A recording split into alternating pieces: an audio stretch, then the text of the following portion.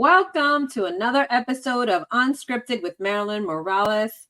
Today is a special episode. We're in the holiday season, and my next guest is doing fantastic things and giving back to the community. You guys have seen her on my show before. You have seen lives with us together. We are known as the Facebook besties, and my next guest is Daniela Roman. But let me share her new bio with you guys. So Daniela Roman is an international best-selling author and speaker. Her best-selling book, Behind Closed Doors, I Survived Domestic Violence and You Can Too, went bestseller on Amazon and #1 best new release in several categories. She's also released the second edition in January of 2023 that made the top 100 on Amazon. She is now on her third edition, which will launch this January 2024. In addition, Daniela is the founder of Daniela's Delicious Delights, where she prepares healthy, delicious meals for events and family gatherings. Those of you that were at my event were able to share in the wonderful food that she made for us. In her formative years, Daniela grew up in a traditional Italian family where big mouths, and Daniela knows about big mouths, big meals, and a big heart for family traditions were so valued. One of the things that I love the most about her. Daniela has had a passion for cooking from the young age of 8 years old. Watching her mom and grandmother prepare homemade Italian specialties was the norm for her.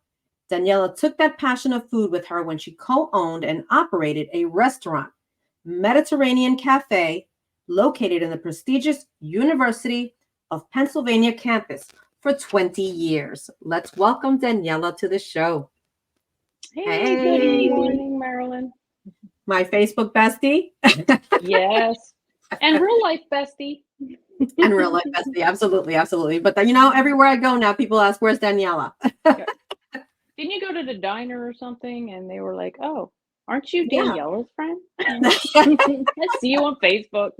Yeah. I'm not Marilyn Morales anymore. I'm Daniela's friend. That's it. At least in the Cherry Hill area. Yeah. So listen, you are embarking on something new, right? You've always done this, but you're really, really bringing into 2024 a focus on what your passion is. You've owned a restaurant before, which was very successful. And you've also co-authored, or you're the visionary author to Behind Closed Doors. So share with us a little bit about that.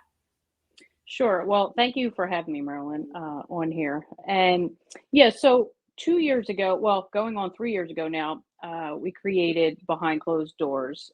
As you know, Amelia and I are publishers.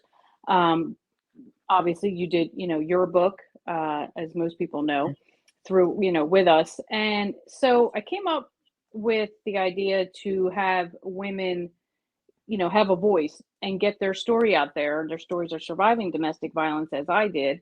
So this was created Behind Closed Doors 3 years ago almost. And it wasn't going to be a book series, but because of the response that, I received and the women reaching out and being helped by this, I continued it. So now we're on the third edition. And like you said, it'll be launching in January. And it's, a platform for women to be able to heal. That's the main, really the main goal of sharing your story, any story, whether it's a story or any other, life experiences or traumas we've been through, is to heal.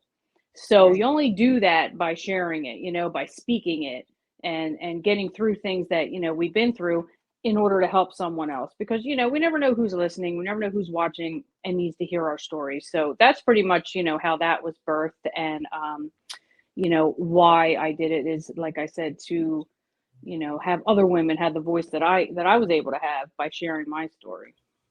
Right. And it is important. I've learned that through my own process of the book that I wrote, because there was a lot of things that I had buried and wasn't dealing with. And until I sat down to write my story was when I finally was starting to let those things out.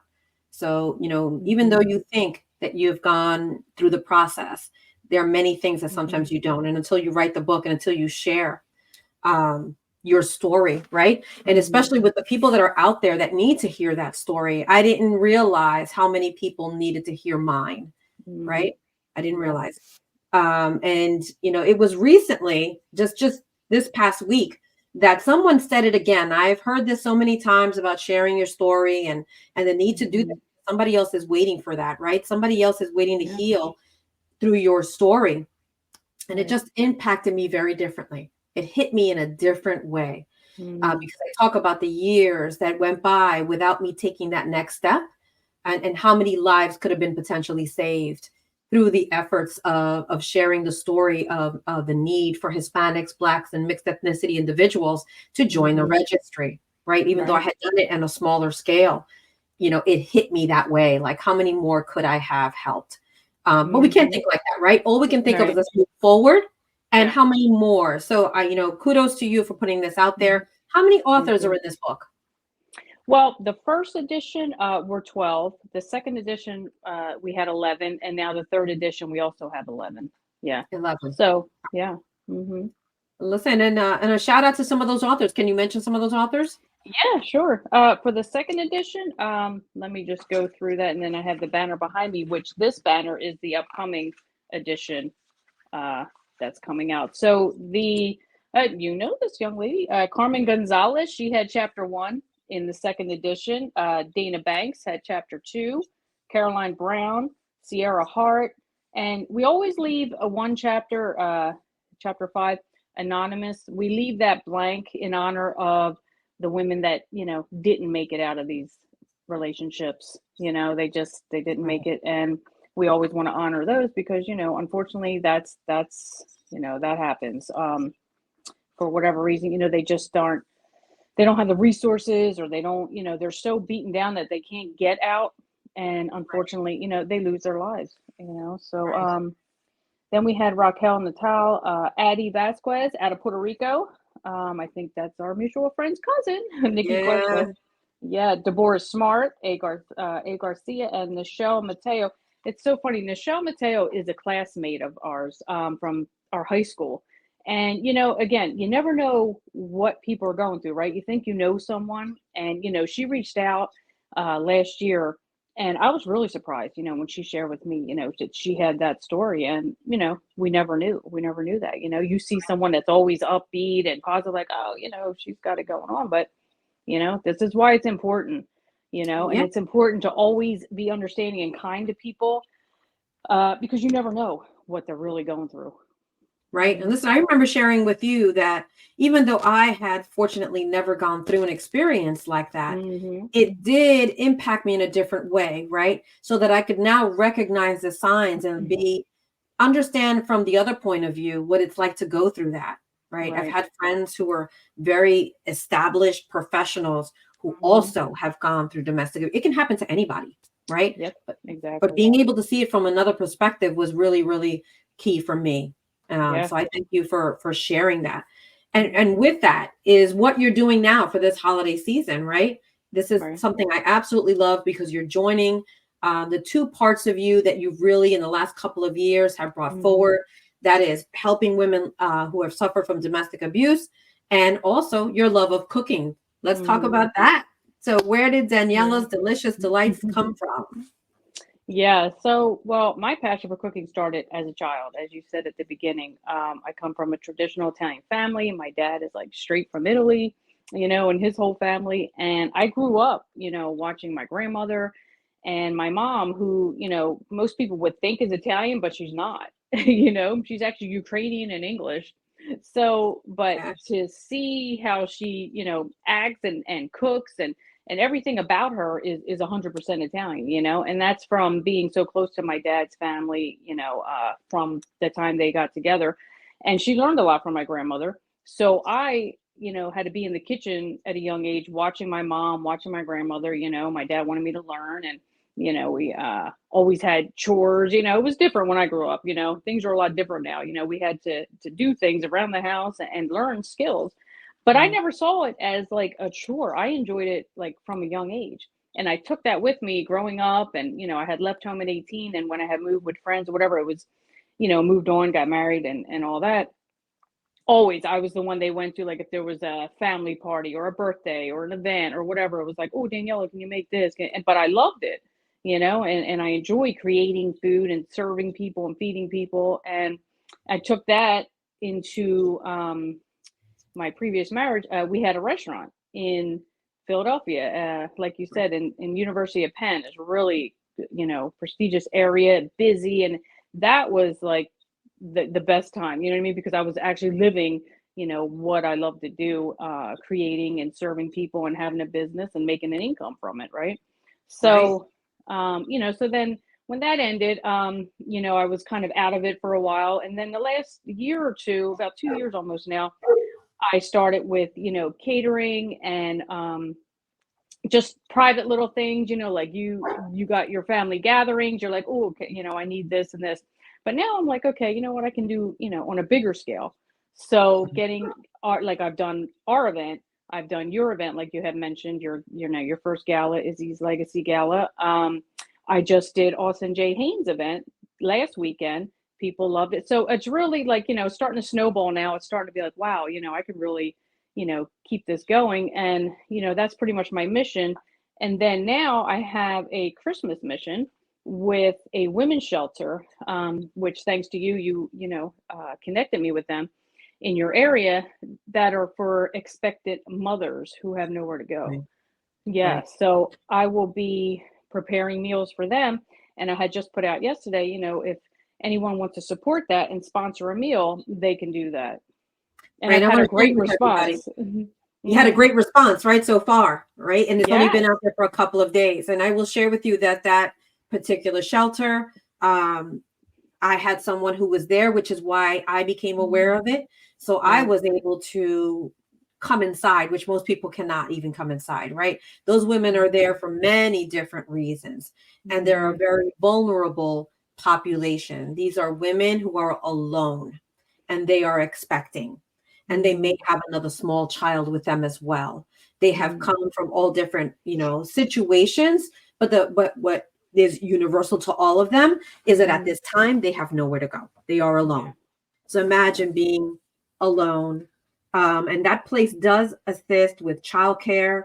They help them with Hmm. their education. They help them to get back on their feet in the job force. They do all around different kind of things to help these women really be able to go back out and on their own and Hmm. be the heads of their family. I've Right. seen it. I've seen success stories out of there. So Yeah. I thought it would be a perfect fit for what you're doing.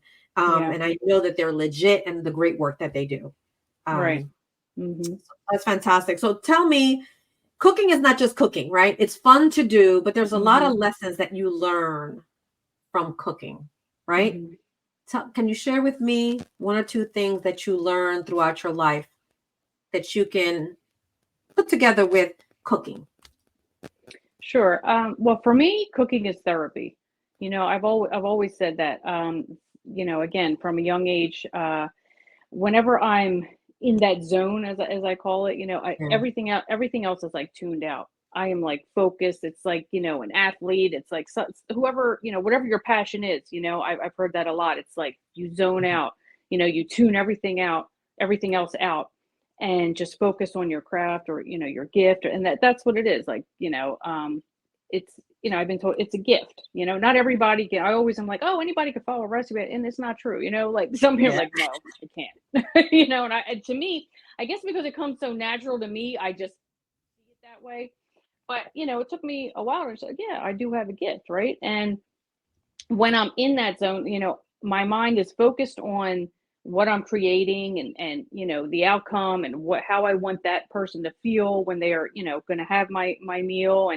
And that's very personal to me. Like I take pride in that. I really, really, I'm like, oh my gosh, I hope they like it. Let me do this little extra special thing, or I know Right. they like this, or so it's just I am very passionate about that. And at the same time, it helps me if I'm going through something, personally, or whatever it is. It just helps me clear my head. Like I'm in a whole different headspace, and I can kind of talk my way through things of, whatever it is I'm dealing with.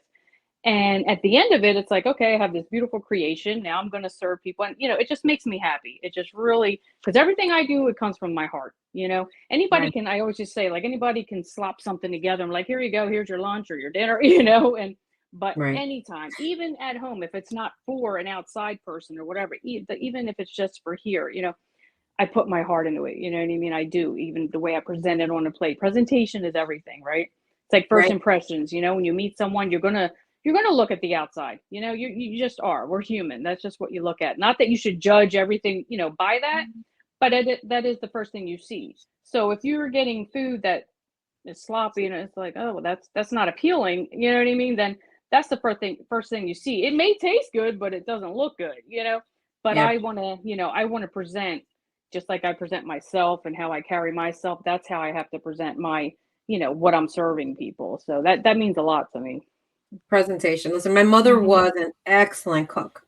And Mhm. everybody always said that every time she cooks something, it tastes different. There's something different about your food. I could buy this at a Mhm. restaurant and it doesn't Right. taste the same. I can get it from somebody else. It doesn't taste the same. And what's that ingredient? And my mother always answered, it's love.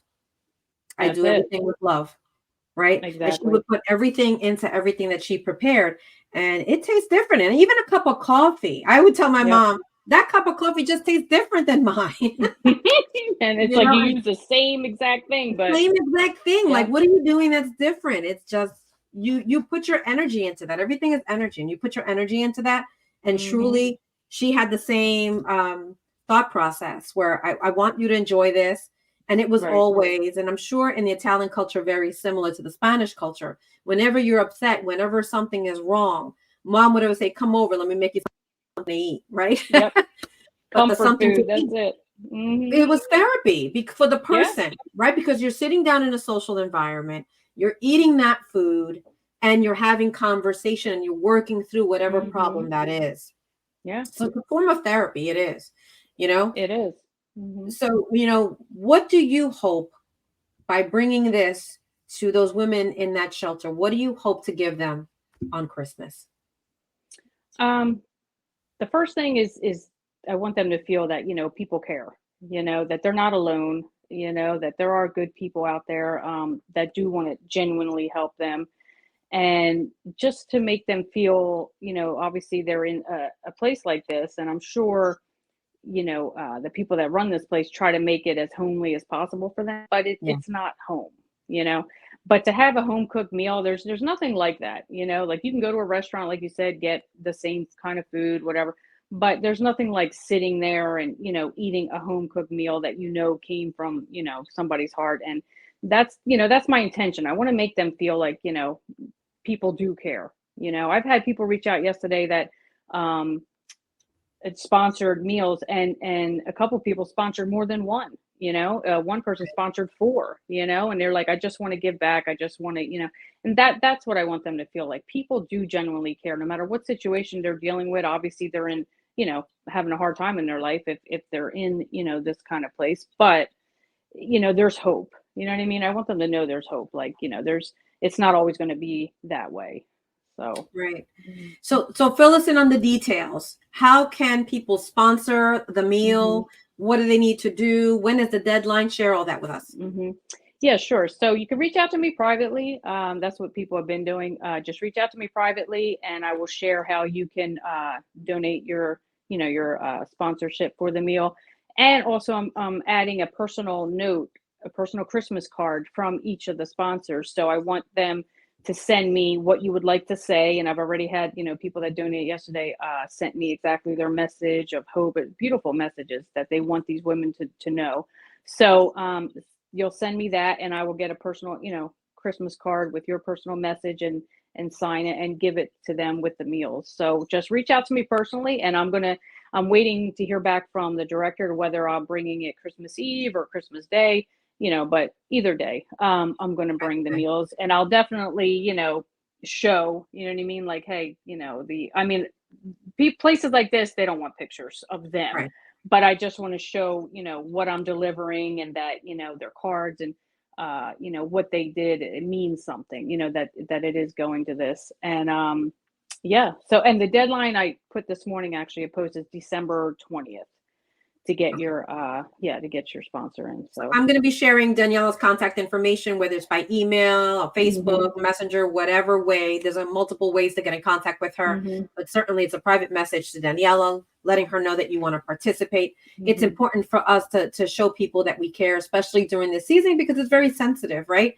Yeah. Christmas comes around and people feel alone, and people are feeling I'm alone. And listen, it doesn't get lost on me. I happen to be Catholic. Not everybody's Catholic, right? But the Blessed Mother is very important to me. It is not lost on me that at Christmas, she was an expectant mother who didn't have anywhere to go, going from hotel to hotel. So, when I thought of this, I was like, wow, this is very impactful. So guys, get out there, join this mission. Let's show these women that we care, that they're not alone, truly. And Daniela could be doing a lot of things on Christmas, but she's going to be cooking for them. So thank you for that. Thank you. No, you're welcome. Thank you for Any always closing supporting. thoughts? Any closing thoughts for our viewers? Well, as you know, my dad is was a big influence in my life. And he, unfortunately passed at the beginning of this year, actually. It's coming up on a year, which I can't believe is already, going on a year. But he just, he left me with many lessons and wisdoms and, life experiences and things like that.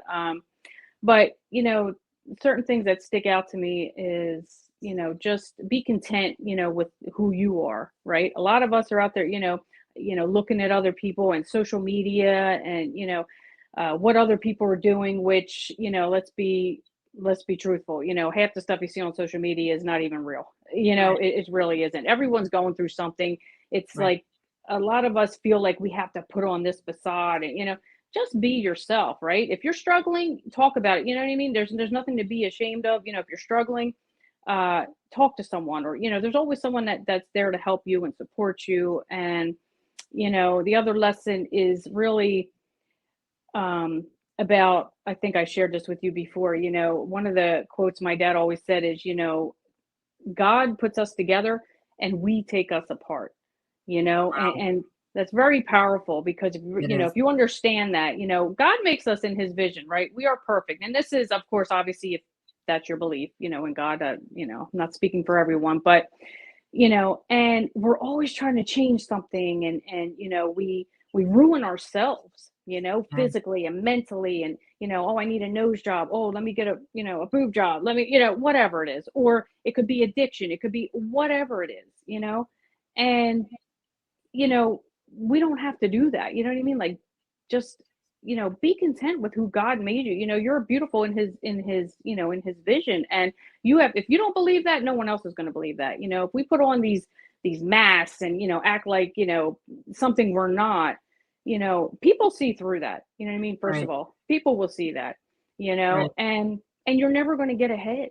You will never get to where you deserve to be by living like that. So, just, follow your passion. Like, it took me a long time, a lot of years to realize that this is even a gift, what I do, because it just came natural, but it is. And now I'm fulfilled. Like, that's the main thing in life, like, to be fulfilled. That's my opinion anyway. Right. You want to be fulfilled, and material things don't do that. Material things do not do that. You can have all the cars, houses, whatever, but that stuff comes and goes. But what you do for people, who are you serving, who are you helping today, are you sharing a kind word with somebody who needs it? That's what matters. Right. So that's just what I want to leave people with, especially like in this holiday season where people are suffering and people have lost. You know what I mean? Like, this will be the first Christmas without my dad, and his birthday is coming up Tuesday, so again, you never know what someone's dealing with, so Absolutely. just try to Well, give back. thank you for sharing. Let's wish Dad a happy birthday in heaven. And I also want to give a shout out to Judy, because she's an excellent cook. Judy is Daniela's Yes. mom. Yeah, I learned a lot from her. Exactly. Yeah. and I've been thankful and grateful to experience her cooking as well. So thank you so much. And for my viewers, I will see you next time. So ever since Isabella's passing, I made it my goal and my mission to continue to honor her life, continuing her legacy through Izzy's legacy. I not only do this every day through my professional career, but now I have the opportunity to do this through this amazing organization. The work that we're going to do is so important because we're spreading awareness, and now we're able to do so much more within our organization, primarily really educating the community about the need for more donors on the registry, specifically those of diverse backgrounds due to the disparity, and being able to financially help those patients going through a cancer journey. We're helping children like Isabella and families like ours who went through a really tough time through our journey. So we want to be able to do all that we can to honor Isabella through helping others like us.